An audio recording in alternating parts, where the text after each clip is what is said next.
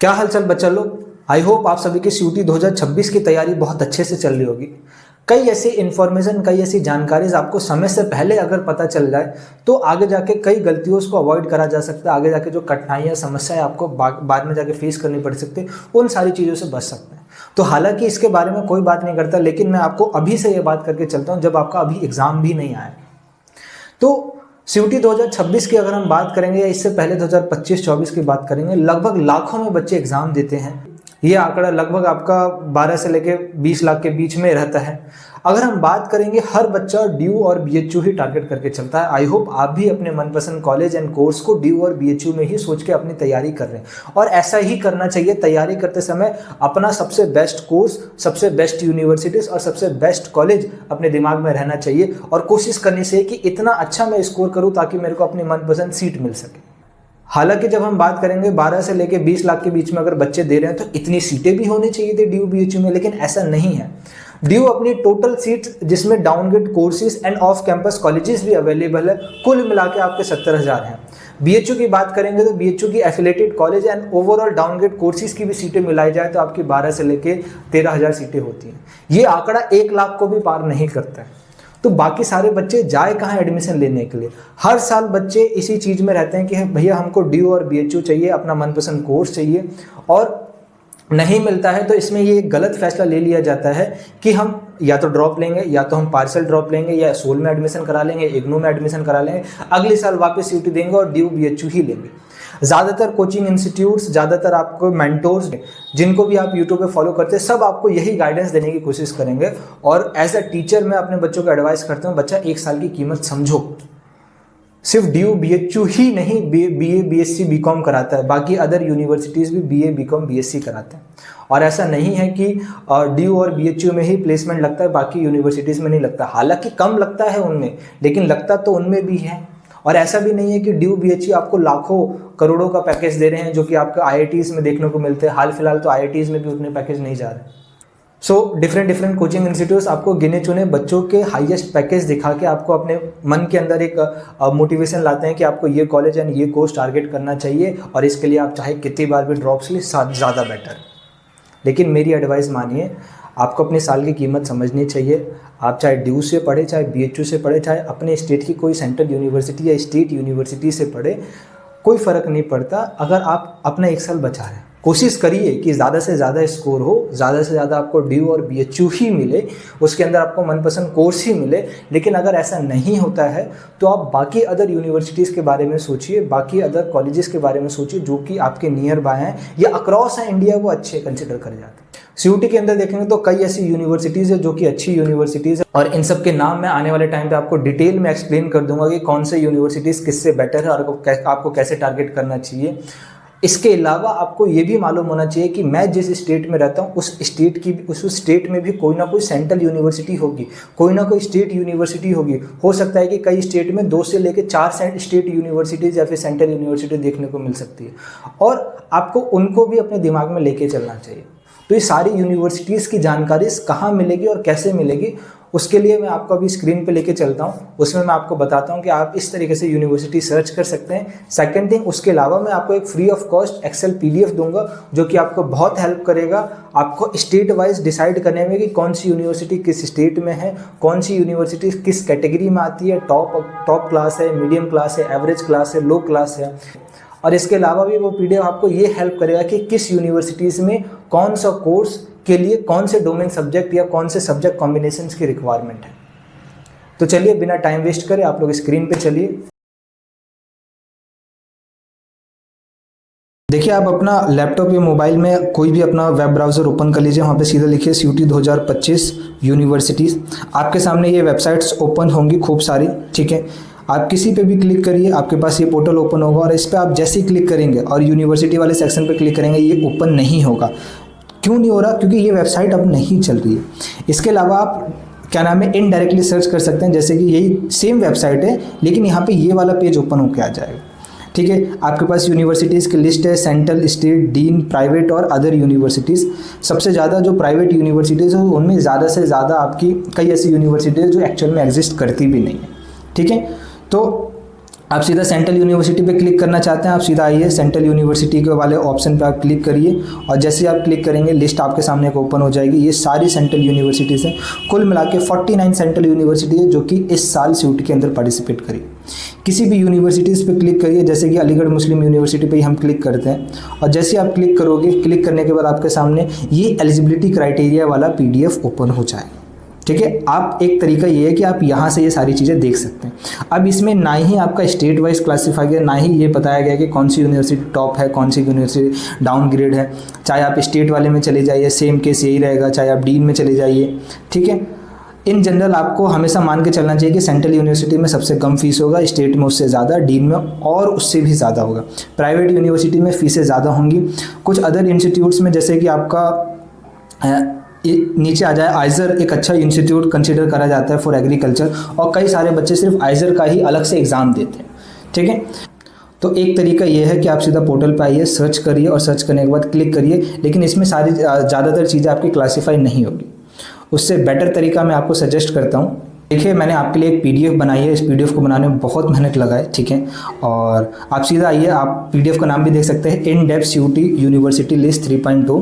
ठीक है, ये PDF की गूगल ड्राइव लिंक मैं आपको दे दूंगा, वहाँ से आप इसको एक्सेस कर सकते हैं। क्लिक करिए, यहाँ पे आपको सारी की सारी यूनिवर्सिटीज़ जितनी भी सेंट्रल हैं, उसके बाद जितनी भी स्टेट हैं एंड डीन यूनिवर्सिटीज़, प्राइवेट का क्लासिफिकेशन नहीं है इनमें। आपको सीधा इस तरीके से नहीं रखा गया कि अल्फ़ाबेटिकल ऑर्डर है, यहाँ पे आपको स्टेट बताया गया है, कौन सी स्टेट में कौन सी यूनिवर्सिटीज़ है, तो आप अपने स्टेट और उसके नियर बाय वाले स्टेट यूनिवर्सिटीज़ के बारे में आराम से जान सकते हैं।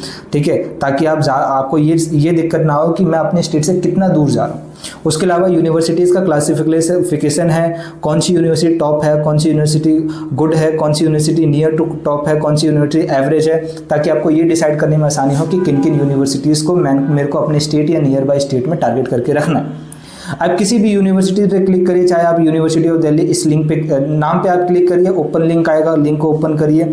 ओपन करने के बाद वही PDF ओपन हो जाएगी जो आपको ऑफिशियल वेबसाइट से ओपन हो रही थी कि आपको कोई भी कोर्स करना है उस पर्टिकुलर यूनिवर्सिटीज़ में।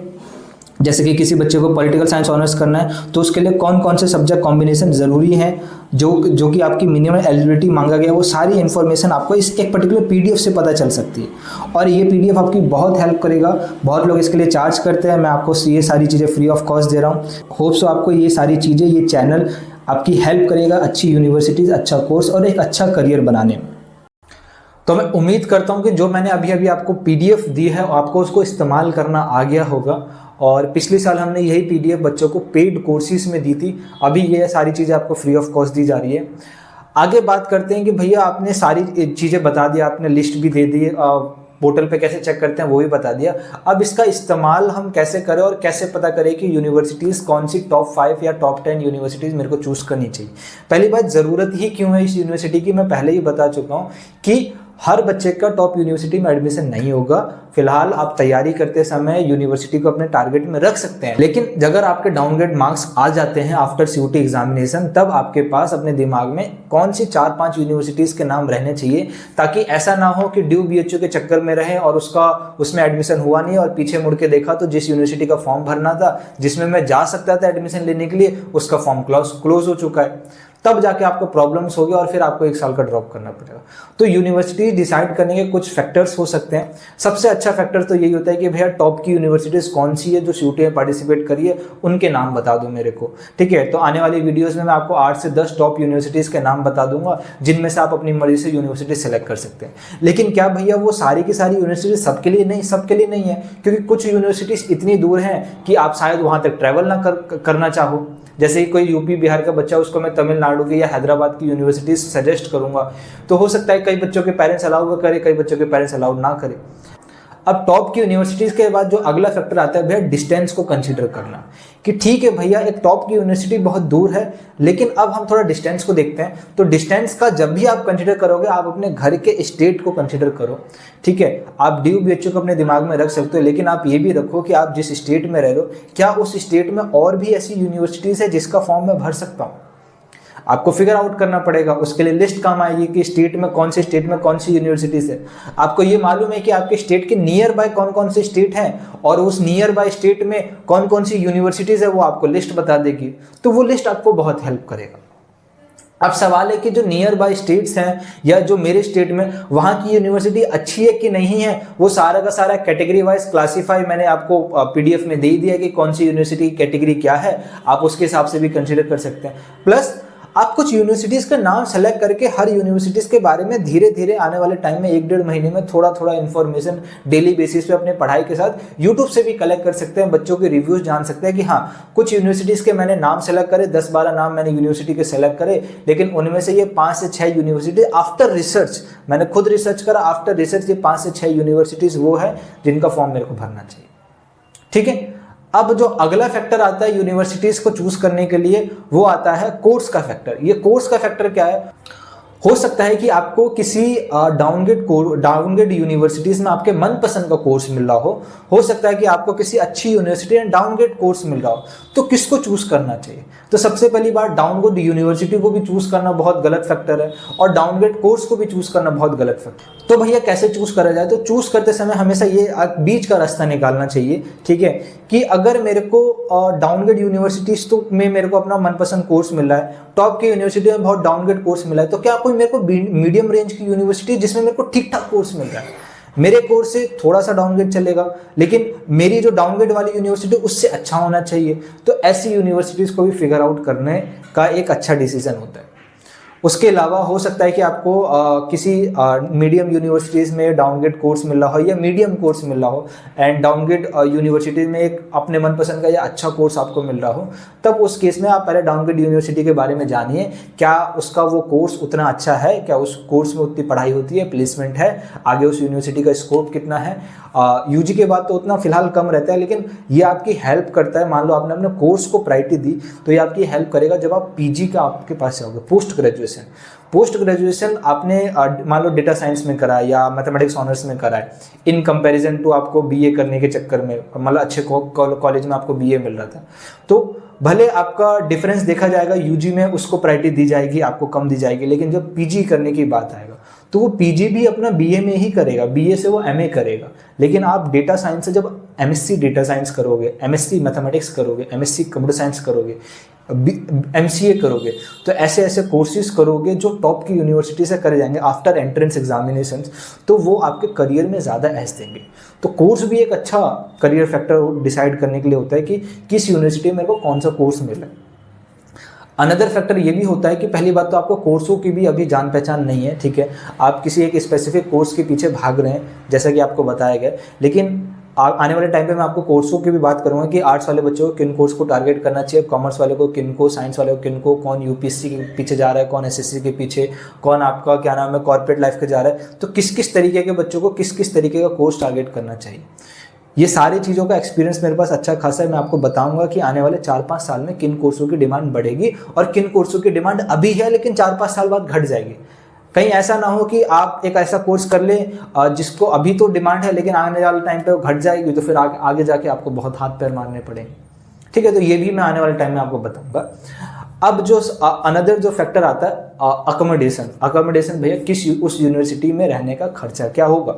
मान लो मैं अपने स्टेट से बहुत दूर वाले स्टेट या नियर बाय किसी भी स्टेट में जा रहा हूँ और उस यूनिवर्सिटी में ही रह रहा हूँ, अपने घर पे नहीं रह रहा, तो कुछ फैक्टर्स आ जाते हैं कि मेरे को हॉस्टल में रहना पड़ेगा या पीजी में रहना पड़ेगा। हॉस्टल में रहूँगा तो क्या खर्चा रहेगा, पीजी में रहूँगा तो क्या खर्चा रहेगा, ठीक है। ये खर्चे पे सारा डिपेंड करता है। इन जनरल कई यूनिवर्सिटी जैसे बीएचयू की बात करेंगे तो वहाँ का हॉस्टल का खर्चा 1 साल का 3,000 है, लेकिन वहीं अगर डीयू की बात करेंगे कई कॉलेजेस का खर्चा 60,000 से लेके आपका क्या नाम है 50,000 1 लाख के बीच में भी रहता है। तो डिपेंड करता है यूनिवर्सिटी टू यूनिवर्सिटीज़। बीएचयू में भी एफिलेटेड कॉलेजेस की अगर हम बात करेंगे तो वहाँ पे खर्चा ज़्यादा है, ठीक है। तो ये भी देखना पड़ता है कि पीजी का कितना पड़ेगा। पीजी का अगर मैं आपको समझाने की कोशिश करूं तो अगर एक्स सिटीज़ में आप कंसीडर कर रहे हैं तो आप मान के चलिए कि 10 से लेके 12,000 के बीच में पीजी मिल जाता है, उससे भी नीचे मिल जाता है, 8,000 में मिल जाता है, महंगा से महंगा तो कितना भी ले जाएंगे, यानी 12,000 से लेके 8,000 के बीच में एक अच्छी खासी रेंज होती है जिसमें आपको हर सिटी में आपको पीजी मिल जाएगा। कुछ सिटीज़ में और डाउनग्रेड मिलता है, ठीक है। तो पहले तो प्रायोरिटी आपको ये करनी चाहिए कि उस यूनिवर्सिटी में मेरे को हॉस्टल मिल जाए। हॉस्टल नहीं मिलता है जब पीजी की तरफ जाना चाहिए, ठीक है। तो ये भी हो गया।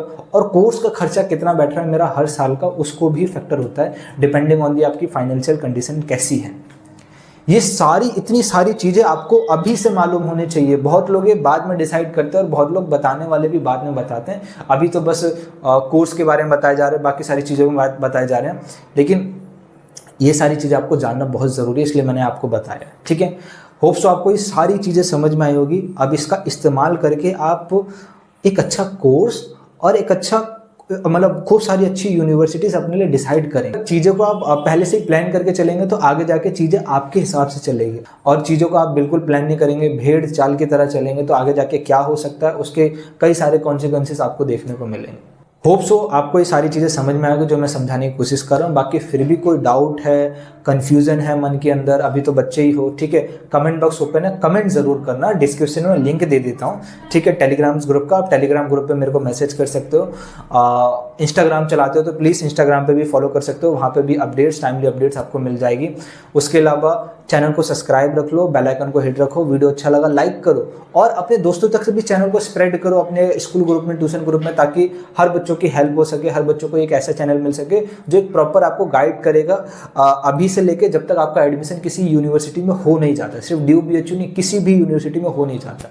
अब बात करते हैं आप जैसे बच्चों के लिए, जिन बच्चों के मन में करियर को लेके कन्फ्यूज़न है, अभी भी फिगर आउट नहीं हो रहा कि भैया 12वीं तो खत्म हो गया, 12वीं में मैंने साइंस लिया, कॉमर्स लिया, आर्ट्स लिया, इंटरेस्ट नहीं आया या इंटरेस्ट आ गया मेरे को अपनी स्ट्रीम को पढ़ने के लिए, आगे जाके क्या करना चाहिए, मेरे को BCom करना चाहिए, BA करना चाहिए, इकोनॉमिक्स करना चाहिए, BBA करो, BMS करो, BSc करो, BA करो, ठीक है, क्या करूँ, ऐसा डेटा साइंस करूँ, मशीन लर्निंग करूँ, कोडिंग करूँ, कुछ समझ नहीं आ रहा। आगे जाके किन करियर को चूज़ करूँ जिससे आगे जाके एक अच्छा करियर बन सके, CUET में किन सब्जेक्ट को चूज़ करके किन किन यूनिवर्सिटी को मेरे को टारगेट करना चाहिए, और कौन सी यूनिवर्सिटीज़ में अच्छा प्लेसमेंट होगा, कौन सी यूनिवर्सिटी में अच्छा कोर्स मिल पाएगा। इन सारे चीज़ों का सवाल अगर मन में कन्फ्यूज़न की तरह घूम रहा है तो आपको इन चीज़ों को क्लियर करना पड़ेगा। 2 तरीके हैं क्लियर करने के, आप टाइम टू टाइम रिसर्च करना चालू कर दो, जानकारी से इकट्ठा करो, जितना ज़्यादा जानकारी से इकट्ठा करोगे दिमाग के अंदर जो भी खिचड़ी पकी है वो धीरे धीरे साफ होने लगेगी। इसमें प्रॉब्लम ये है कि आपको इसमें बहुत ज़्यादा टाइम देना पड़ेगा, अपने क्लास 12 भी मैनेज करो, CUET भी मैनेज करो, प्लस इसमें भी मैनेज करोगे तो ऐसा हो सकता है कि इन सारी चीज़ों को जानने पहचानने में पढ़ाई में इंटरेस्ट कम लगने लग जाएगा। धीरे धीरे ये सारी चीज़ें बहुत इंटरेस्टिंग लगने लग जाएगी, सारी जान पहचान इन्फॉर्मेशन इकट्ठा करना, और पढ़ाई उतनी नहीं हो पाएगी। तो नहीं हो पाएगी तो इम्पैक्ट आपको देखने को मिलेगा। तो अगर ये सारी चीज़ों से लेके परेशान हो तो हमारा एक 99 का मेंटरशिप प्रोग्राम है जिसमें आपको करियर को लेके गाइड करा जाएगा, कौन से कोर्सेज को टारगेट करना चाहिए, कौन से कॉलेजेस को, कौन से सब्जेक्ट को आपको टारगेट लेके चलना चाहिए, वो सारी चीज़ों की बात करेंगे। ठीक है, सारी की सारी डिटेल आपके साइड में आ ही रही है, आप उसको देख सकते हैं, उसको रीड कर सकते हैं। बाकी डिस्क्रिप्शन में गूगल फॉर्म लिख देता हूँ, उस गूगल फॉर्म को फिल करके, ठीक है, आप 99 की पेमेंट करके उसका स्क्रीनशॉट अपलोड करके उसके बाद 1-on-1 सेशन में आपके साथ इंटरेक्ट करेंगे, और जब तक आपका डाउट क्लियर नहीं होता, आपके मन से कन्फ्यूजन नहीं होता, तब तक हम चीज़ों को डिस्कस करते रहेंगे। बाकी स्वस्थ रहो, मस्त रहो, टेंशन लेने की जरूरत नहीं, अपनी प्रिपरेशन को अच्छे से करते रहो, चाहे क्लास 12 में हो चाहे ड्रॉपर्स हो, दोनों को मैनेज करते रहो अपना अपना। ठीक है, CUET एग्जाम वाले CUET एग्जाम को मैनेज करते रहो, और क्लास 12 वाले बोर्ड के साथ साथ CUET को भी मैनेज करते रहो। अपनी साल की कीमत जानो, और कोई भी टेंशन हो, कोई भी समस्या है, आराम से मेरे को टेलीग्राम और कमेंट बॉक्स पे बता सकते हैं।